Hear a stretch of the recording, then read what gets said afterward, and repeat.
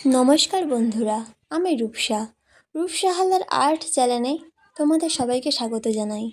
চলো, আগে যে গণেশ ঠাকুরের মূর্তিটি বানিয়েছিলাম সেই গণেশ ঠাকুরের মূর্তিটিকে আজ রং করে নেওয়া যাক।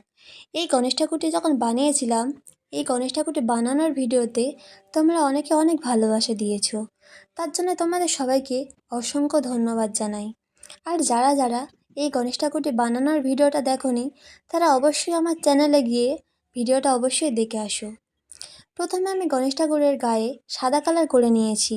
তোমরা যে কোনো মাটির জিনিস যখন প্রথমে রং করবে, অবশ্যই সাদা কালার করে নেওয়ার চেষ্টা করবে। কারণ সাদা কালার করে নিলে কি হয়, সাদা কালার করে নেওয়ার পরে সাদা কালারের উপরে যে কোনো রং, লাল, নীল, সবুজ, হলুদ, যে কোনো রং করবে খুব সুন্দর ফোটে। তাই আমি প্রথমে সাদা কালার করে নিয়েছি। তারপরে গণেশ ঠাকুরের বডির কালার করে নিয়েছি আমি অরেঞ্জ কালার।